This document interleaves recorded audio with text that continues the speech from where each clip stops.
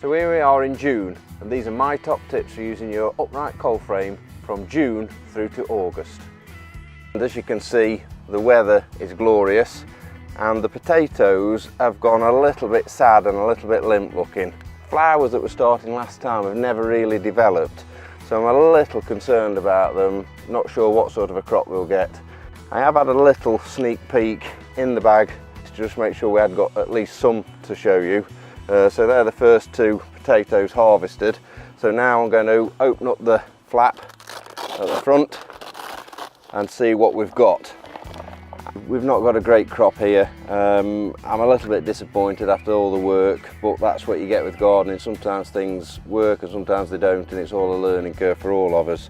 And as you can see, there's one or two sort of quite small potatoes there. So what I'm going to do is I'm going to leave the second sack, leave those at least another week to see if we can get a little bit more of a crop from the second bag. So here we are, the end of June. I've already harvested one bag and they were a little bit disappointing. On the positive side, I did get a nice meal out of it and they were delicious. What I'm going to do is harvest these, do the big reveal.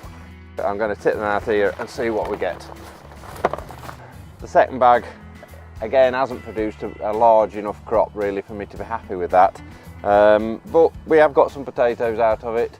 I've looked into some of the reasons why the crop might have failed. I think I've damaged some of the stems. I've moved the cold frame once, and I've also been moving the potato bags in and out of the cold frame a little bit for the filming purposes. It was interesting, on a recent visit to the RHS Wisley, I spoke to Mario, who's the head gardener there in the kitchen garden area. I noticed that he got his potatoes supported in the sacks, and he said that was because they grow quite leggy, so they get quite a lot of top growth on, and he likes to support those so that none of the stems get broken.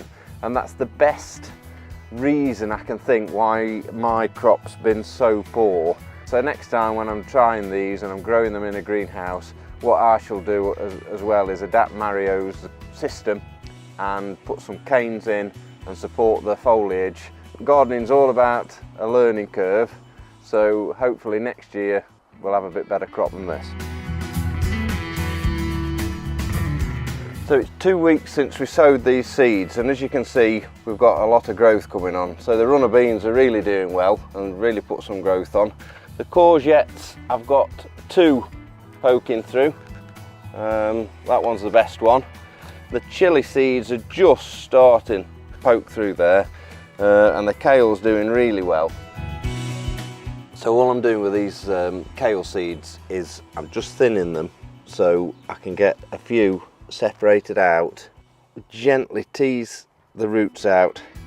Here I'm using a cane, only holding on to the leaf, not onto the stem. Make a hole and very gently push the roots down and firm the compost, and these will hopefully grow on into strong individual plants that I'll be able to put out into the garden once the danger of frost's gone. So as you can see, the upright cold frame at the moment is looking a little bit sparse. I've taken out the staging piece and put the shelf back in. I've put in there some tomatoes and also an aubergine plant. The kale plants, they took on really well, and I've planted those out in the veg plot, and likewise the runner beans that we sowed, they did really well, and we've got those now growing on support canes. And lastly, we planted out the courgette plants.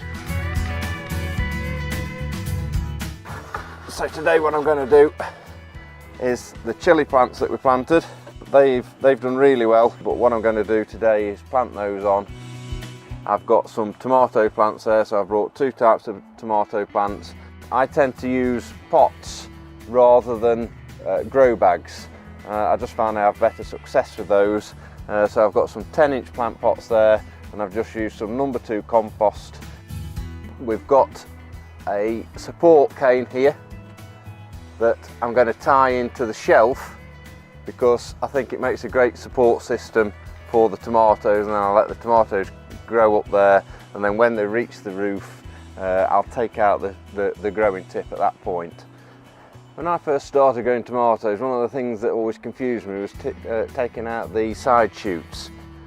There is the main stem, and that's the side shoot you need to be taking out. It's the one that grows in between the side lateral and the main stem there. And what I would normally do at that size is pinch that out. What I'm going to do for the purposes of the film, just so you can see exactly which one I'm taking out, is use a knife there and take him out, making sure I don't cut the other stem. I'm going to take the rest out on both of these plants, and I'm going to tie them into the support and tie the supports to the shelf so that they've got a good sturdy framework to grow up. These are the chilli plants that I've set off from seed, and as you can see I've got a good crop. I have been thinning them out as I've gone along. See, I've perhaps left them a little bit too long. I should have transplanted them before now. What we've got in here is a number 2 compost, and I've mixed that with a little bit of grit, horticultural grit in there, just to give it a little bit of drainage. And I'm just going to take these plants one at a time, try and get as much of the developed root as we can with each one, and pop them in. As you can see, look, a real good root system already developing, and they'll really benefit from being transplanted. So there we go. So I'm going to give that one a water before I forget, and we'll pop those in there. We'll see how they develop, and we'll look at how the tomatoes are fruiting and how the chilies are developing in the next video.